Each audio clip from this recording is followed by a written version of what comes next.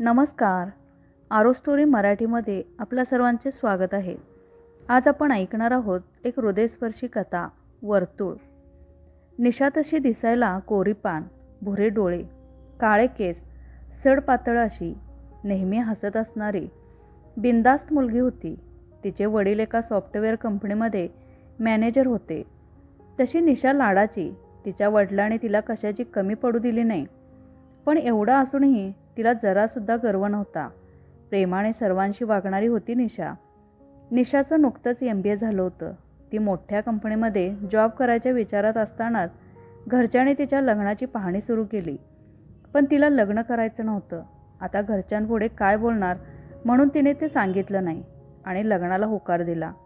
तिथून 2 दिवसांनी निशासाठी एक स्थळ आलं. विवेक सावंत त्याचं नाव. तोही MBA झालेला. पुण्याच्या कंपनीत नोकरीला होता. तसा गर्भश्रीमंत होता.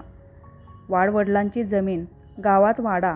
सयाजी सावंत पाटील, विवेकचे वडील, थोड्या जुन्या विचारांचे होते.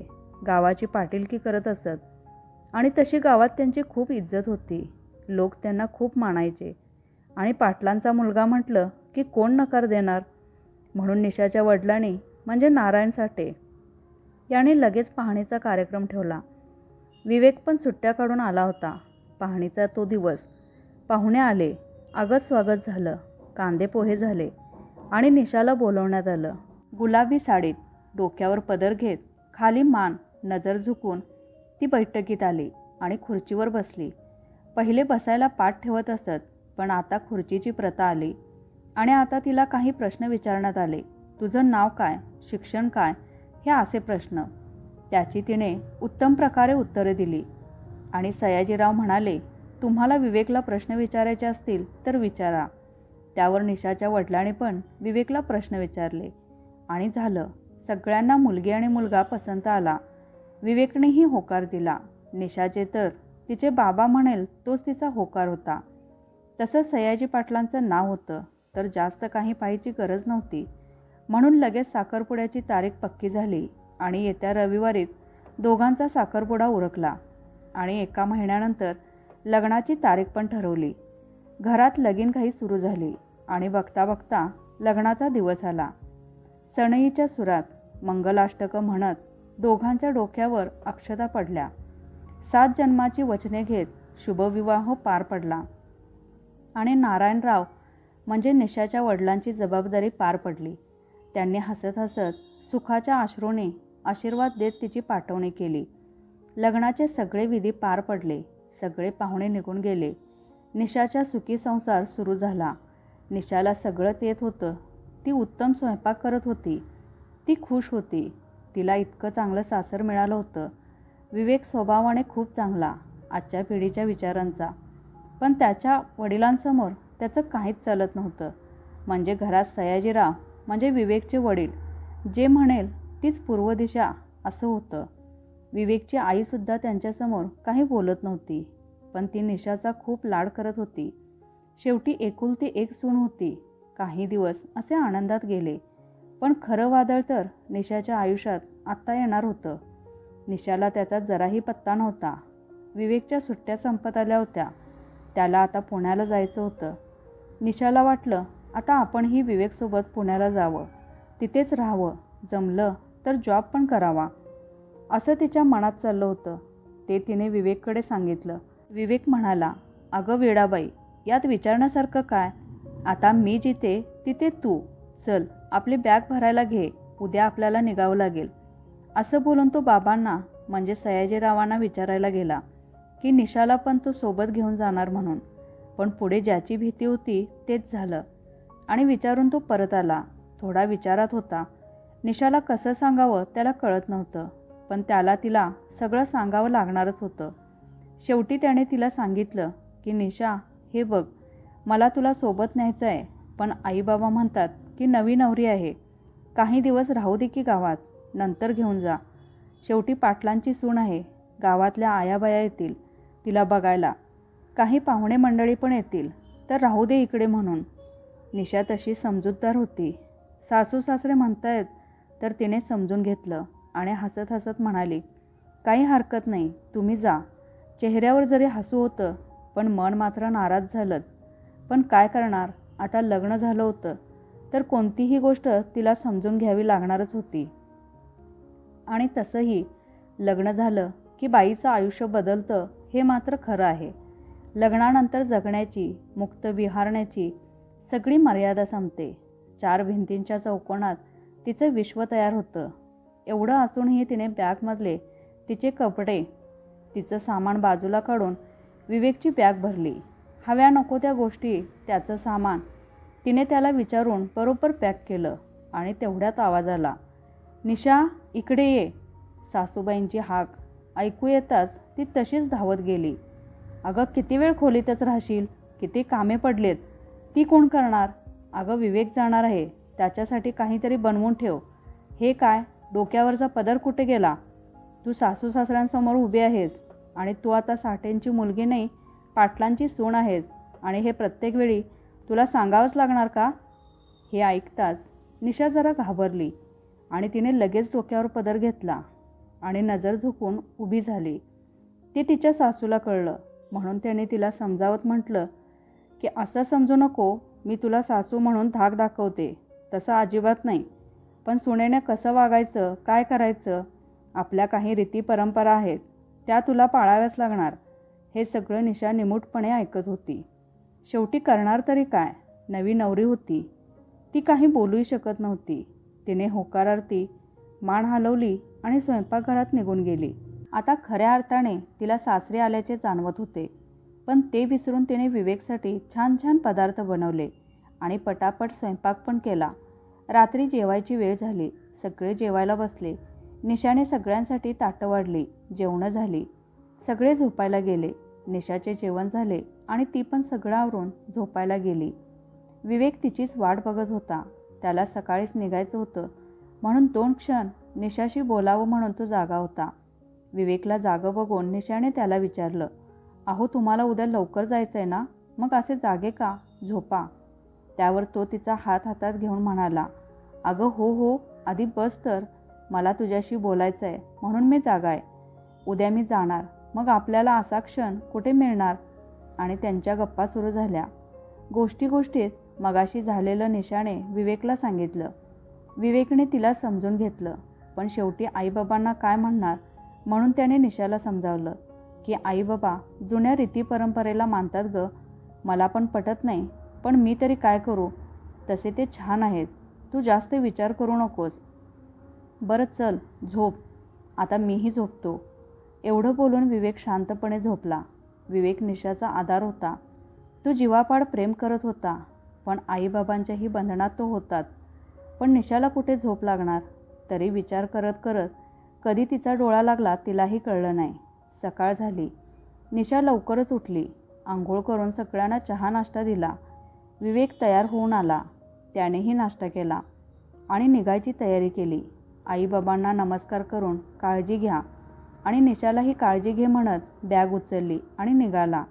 निशाही त्याच्या मागे मागे अंगणात येणार तेवढ्यात सासूबाईने तिला आवाज दिला, निशा थांब, नवी नवरी आहेस, अशी बाहेर नको निघूस, उगाच नजर लागायची. हे ऐकून तिने डोक्यावरचा पदर सावरत दुरूनच विवेकला निरोप दिला आणि मागे वळून तिच्या खोलीत जाऊन बसणार इतक्यात सासूबाईंनी सांगितलं की आज काही पाहुणे घरी येणार आहेत, काहीतरी छान नाश्ता बनव आणि छान तयार होऊन राहा. सासूबाईंचा आदेश सर आकोंपे. असंच तिचं झालं होतं. तिने लगेच नाश्ता तयार करून ठेवला आणि स्वतः छान तयार होऊन आली. लग्नानंतर खूप दिवसांनी ती इतकी सजली होती. नाहीतर साधी साडी, कुंकू, मंगळसूत्र इतकंच. तेवढ्यात पाहुणे आले. पाहुणे कसले, गावातल्याच काही बाया आल्या होत्या पाटलांची सून कशी आहे बघायला. त्या येताच निशाच्या सासूबाईंनी त्यांना बसायला सांगितलं. तेवढ्यात निशा पाणी आणि त्याचबरोबर नाश्ता चहा घेऊन आली. सगळ्यांनी तेव्हाच निशाला बघितलं आणि तिची तारीफ केली. सगळ्यांचा नाश्ता वगैरे झाला. निशाही त्यांच्याजवळ येऊन बसली आणि त्यांची निशाची विचारपूस सुरू झाली. काय मग निशा, तू खुश आहेस ना? हो मी खुश आहे, निशा जरा हसतच म्हणाली. आणि हो, आम्हाला समजलं की तू खूप शिकली आहेस. मग काय, पुण्याला जाऊन नोकरी करणार की काय, असे अनेक प्रश्न विचारले तिला. त्यावर निशा काही बोलायच्या आत तिच्या सासूने उत्तर दिलं, नोकरी? अजिबात नाही. अहो, आमच्याकडे सगळं आहे की. त्यात पाटलाच्या सुनेने नोकरी करावी अशी रीत नाही. चूल आणि मूल एवढंच. आणि विवेक आहे की, तो कमावतो की. आणि ह्यांना तर अजिबात आवडत नाही. हे ऐकून निशा एकदम विचारात गेली. काही वेळ अशा गप्पा झाल्या आणि सगळ्या निघून गेल्या. काही दिवस असेच गेले. ती तिचे काम आणि तिची खोली, या पलीकडे काहीच नाही. असंच सुरू असताना एक दिवस गावातील काही माणसे सयाजीरावकडे आलेत. गावात काहीतरी घडलं होतं. सयाजीराव पाटील गावातील प्रतिष्ठित नागरिक म्हणून सगळे त्यांचा सल्ला घ्यायला आले होते. त्यांच्या वाड्यावर सगळ्यांची बैठक जमली. निशा खिडकीतून हे सगळं बघत होती. शेतीमालाविषयी चर्चा सुरू होती. काय करावं कुणाला कळत नव्हतं. निशाला ते पूर्ण समजलं होतं. तेवढ्या डोक्यावरचा पदर सावरत ती दाराच्या आड उभी राहिली आणि तिने उपाय सुचवला. तो सगळ्यांना पटला आणि शेवटी निर्णय झाला. सगळे निघून गेले. सयाजीरावाने निशाला बोलावले. आता आपण असं सगळ्यांसमोर बोललो म्हणून सयाजीराव आपल्यावर रागवणार असंच निशाला वाटत होतं. पण सयाजीरावांनी निशाला शाबासकी दिली. म्हणाले, खऱ्या अर्थाने तू घरची लक्ष्मी आहेस. तुझी मर्यादा जपून तू आज सगळ्यांना खूप मोठ्या संकटातून वाचवलंस. हे ऐकून निशा खूप खुश झाली. रात्री तिने हे सगळं विवेकला सांगितलं. तोही जाम खुश झाला. पण हा आनंद जास्त काळ टिकणारा नव्हता. ती वादळ येण्यापूर्वीची शांतता होती. निशाचं आयुष्य बदलणार होतं. त्या 4 भिंतींच्या चौकोनमुक्त होऊन ते वर्तुळ तिला घेरणार होतं. निशा आज खूप आनंदी होती. त्यात तिला तिच्या माहेरची आठवण झाली. माहेरला काही दिवस जाऊन यावं असं तिला वाटत होतं. पण सासूबाई काय म्हणेल, जाऊ देईल की नाही या विचारात ती होती. दिवस पूर्ण विचारात गेला. तिला राहवलं नाही आणि तिने संध्याकाळी सासूबाईंना विचारलं, आई, खूप दिवस झाले माहेरला जायचं म्हणते. काही दिवस जाऊन येऊ का? त्यावर सासूबाई म्हणाल्या, अगं विचारायचं काय, माहेरलाच जायचं आहे ना, जा, ये जाऊन. तुलाही बरं वाटेल. खूप दिवस झाले कुठे गेली नाहीस. फक्त 2 दिवसात परत ये. म्हणून परवानगी दिली.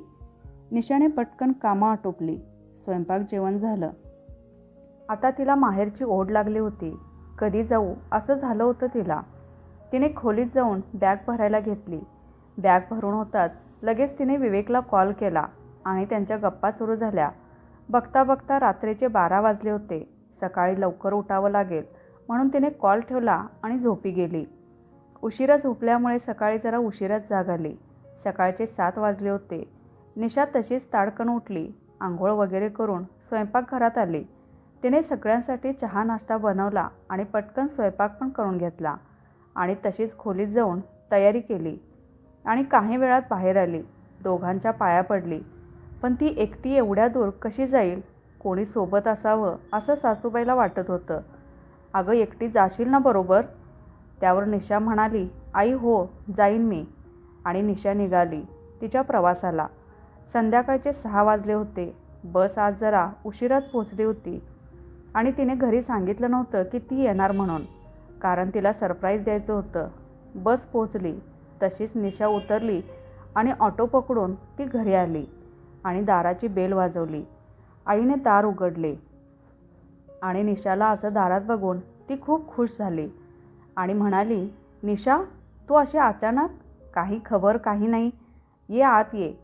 अगं आई, मला तुम्हाला सरप्राईज द्यायचं होतं म्हणून मी काही सांगितलं नाही. तेवढ्यात निशाचे बाबा आले आणि तिला पाहून म्हणाले, निशा बाळा. बाबांना पाहून निशा धावतच गेली आणि बाबांना मिठी मारली आणि म्हणाली, बाबा कसे आहात? कसा असणार, मी मजेत. ते सोड, आधी तू सांग कशी आहेस? सासरचे कसे आहेत? बाबा, सगळं ठीक आहे आणि मी पण खूप खुश आहे. शेवटी तुम्ही निवडलं आहे माझ्यासाठी, मग सगळं ठीकच असणार ना? बरं आई, मी खूप थकली आहे. तुझ्या हातचा गरम गरम चहा दे ना.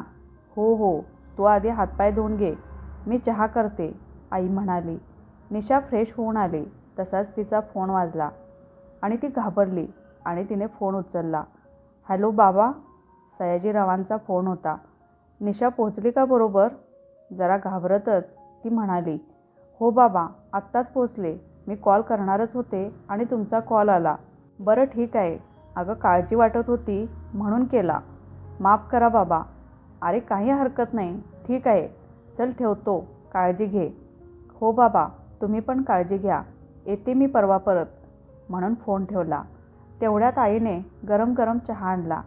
चहा घेताच निशा म्हणाली, वा मस्त झालाय चहा. खूप दिवस झाले असा आयता चहा हातात मिळतोय. त्यावर आई म्हणाली, अगं तसंच असतं बाई म्हटलं की ते आलंच. बरं सांग, आज जेवायला काय बनवू? आई, पालक पराठे तुझ्या हातचे खूप मस्त होतात. खूप आठवण येते मला. मी करून पण बघितले, पण तुझ्यासारखे नाही जमत मला. आणि हो, तुझ्या जावयाला पण खूप आवडतात पालक पराठे. कधी आला तर त्यालाही खाऊ घालशील? बरं बरं, त्यात काय, एकुलता एक जावई आहे. लाड तर पुरवावे लागतीलच ना. हो हो, जावयाचे लाड पुरवा आणि लेकीला विसरा. निशा जरा नाराज होतच म्हणाली, अगं वेळाबाई, तुला का विसरणार? तू तर खूप लाडाची लेक माझी. निशाचे बाबा प्रेमाने तिच्याकडे पाहत म्हणाले. अशाच गोष्टी सुरू होत्या तेवढ्यात आईचा स्वयंपाकसुद्धा झाला. निशाच्या आईने ताटं वाढली आणि सगळ्यांनी जेवण केले आणि 2 दिवस असेच मस्त आनंदात गेले. निशाला आज परत जावं लागणार होतं. जायची इच्छा तर नव्हती, पण जावे तर लागणार होते. तयारी केली. तिच्या बाबांनी तिला बसमध्ये बसवून दिले आणि संध्याकाळी ती पोचली. सयाजीराव तिला घ्यायला आले होते आणि ते दोघेही घरी पोचले. घरी येताच निशा फ्रेश होऊन कामाला लागली. पण आज निशाचं मन कशात लागतच नव्हतं.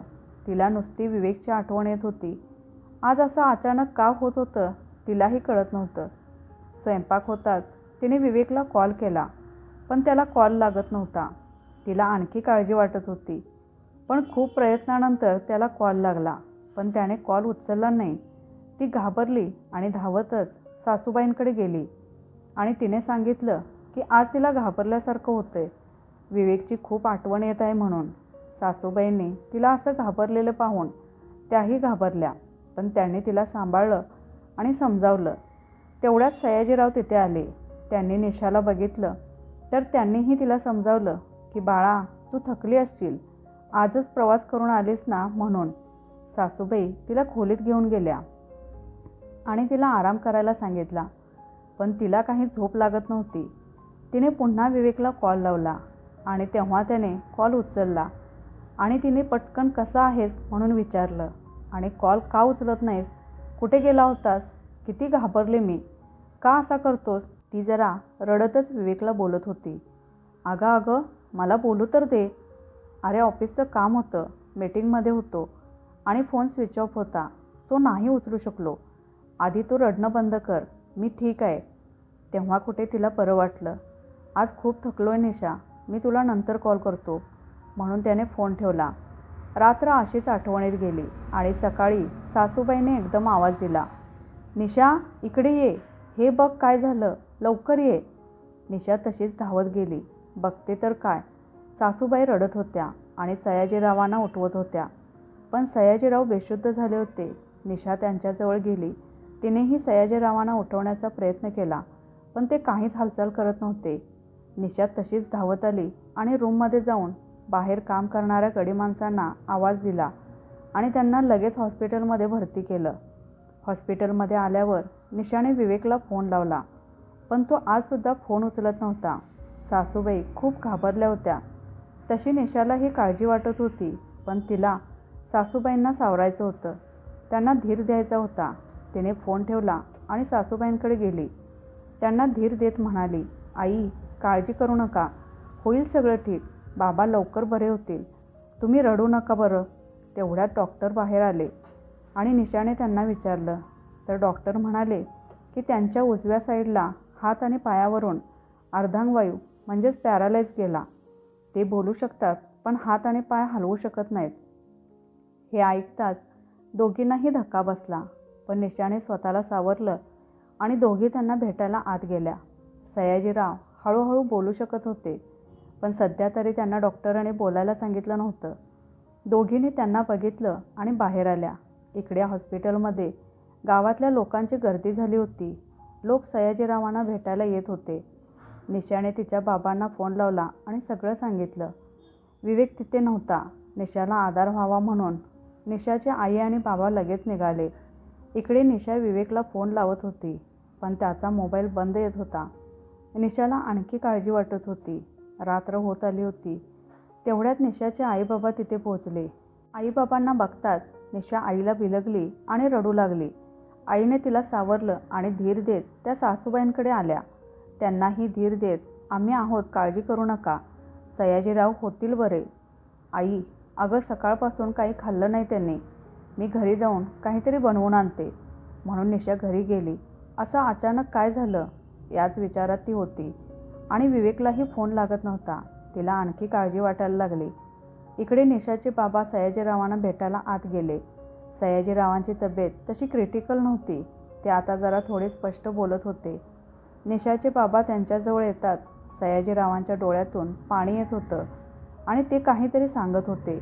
नेमकं काय ते ऐकू येत नव्हतं. तर निशाच्या बाबाने कान थोडा जवळ नेला आणि सयाजीराव त्यांना म्हणाले. हे ऐकताच निशाच्या बाबांच्या पायाखालची जमीनच सरकली. त्यांना एकदम धक्काच बसला. नेमकं असं काय झालं होतं ते आता दोघांनाच माहिती होतं. आणि निशाच्या बाबांनी तुम्ही काळजी करू नका, मी जातो म्हणून त्यांना धीर दिला आणि बाहेर येऊन निशाच्या आईला निशाची आणि सगळ्यांची काळजी घ्या म्हणून घाईघाईत तसेच निघाले. तेवढ्यात निशा जेवण घेऊन आली आणि सगळ्यांनी एकत्र जेवण केलं आणि मी थांबते असं सांगून आईला व सासूबाईंना निशाने आराम करायला घरी पाठवले आणि ती सयाजीरावांच्या बाजूला येऊन बसली. निशाला पाहून सयाजीरावांच्या डोळ्यातून अश्रू वाहू लागले. निशा ते बघताच म्हणाली, बाबा काळजी करू नका, तुम्ही लवकर बरे व्हाल, मी आहे ना. आणि साडीच्या पदराने त्यांचे अश्रू पुसत होती. रात्र अशीच गेली आणि सकाळी निशाचे बाबा गाडी घेऊन घरी आले. आता निशाचं आयुष्य बदलणार होतं. निशाचे बाबा गाडीवरून खाली उतरले. तोच एक पांढऱ्या रंगाची गाडी वाड्यासमोर येऊन थांबली आणि त्यातून 2 माणसे स्ट्रेचर घेऊन खाली उतरली आणि वाड्याच्या आत तो स्ट्रेचर ठेवून निघून गेली. गाडीचा आवाज ऐकून निशाच्या आई आणि सासू दोघी बाहेर आल्या आणि बघतात तर काय, स्ट्रेचरकडे पाहताच त्यांना धक्का बसला आणि त्यांनी एकच हंबरडा फोडला. सासूबाई जोरजोरात रडू लागल्या. निशाच्या आईने त्यांना सावरलं. इकडे निशा सयाजीरावांजवळ बसली होती. त्यांनी तिला घरी जा म्हणून सांगितलं. तिला जाताना पाहून त्यांना अश्रू अनावर झाले नाहीत. निशा घरी येताच वाड्याजवळ गर्दी जमली होती. काय झालं तिला काही कळेना. ती तशीच धावत आत आली आणि सासूबाईंना रडताना पाहून तिने बाबांना विचारलं, काय झालं आणि हे कोण आहेत. निशाच्या आईबाबांनी तिला सावरलं आणि त्या स्ट्रेचरवरचा कपडा काढला आणि निशाला धक्का बसला. ती एकदम चूप झाली आणि फक्त पाहत होती. तिच्या बाबांनी तिला सावरलं. तिला धीर देत असताना त्यांनाही रडू आवरलं नाही. तेही रडू लागले. ती एकदम शांत होती. तिचा आधार तिला सोडून गेला होता. तिच्यावर आभाळ कोसळलं होतं आणि त्या क्षणी तिने एकच आवाज केला. तो क्षण आठवताच निशाचे डोळे ओले झाले. आज विवेकला अपघातात जाऊन 10 वर्ष झाली होती. हीच बातमी ऐकून सयाजीरावांना पॅरालाइज होऊन ते हॉस्पिटलमध्ये भरती होते आणि विवेक गेल्याची बातमी त्यांनी निशाच्या बाबांना सांगितली होती. निशाचं आयुष्य बदललं होतं. वाड्याची सून आज वाड्याची मालकीण झाली होती. परंपरेच्या विळख्यातून निशा केव्हाच बाहेर आली होती, पण डोक्यावरचा पदर कधी खांद्यावर तिने येऊ दिला नाही. आज ती गावातील लोकांची व्यथा जाणून घेऊन त्यांचे प्रश्न सोडवत होती. सयाजीरावांची जागा आता तिला मिळाली होती, पण तिने त्यांची जागा कधीच घेतली नाही. सयाजीरावांचं स्वप्न तिला पूर्ण करायचं होतं, म्हणून तिने पाटलांची सून म्हणून ती जागा घेतली होती. कधी कुणी वाड्यावर आलं तर ती त्याला खाली हात जाऊ देत नव्हती. आज जरी ती एवढ्या मोठ्या प्रॉपर्टीची मालकीण होती, पण तरी ती एकटी होती. आजपर्यंत तिने प्रत्येक वादळाचा सामना केला होता. ती खूप कणखर झाली होती, पण निशा आज ही आठवणींच्या विळक्यात बंदिस्त होती. होतं नव्हतं सारं घेऊन गेलेली ती वेळ प्रत्येक क्षणी तिला आठवत होती आणि पापण्या ओल्या करून जात होती. त्या 4 भिंतींचा चौकोन आता वर्तुळ झाला होता आणि ती त्या वर्तुळाचा बिंदू. तर मित्रमैत्रिणींनो, आजची कथा कशी वाटली ते कमेंट करून नक्की कळवा. कथा आवडल्यास लाईक शेअर करा. चॅनेलवर नवीन असाल तर चॅनेलला सबस्क्राईब करा. कथा पूर्ण ऐकल्याबद्दल आणि वाचल्याबद्दल धन्यवाद.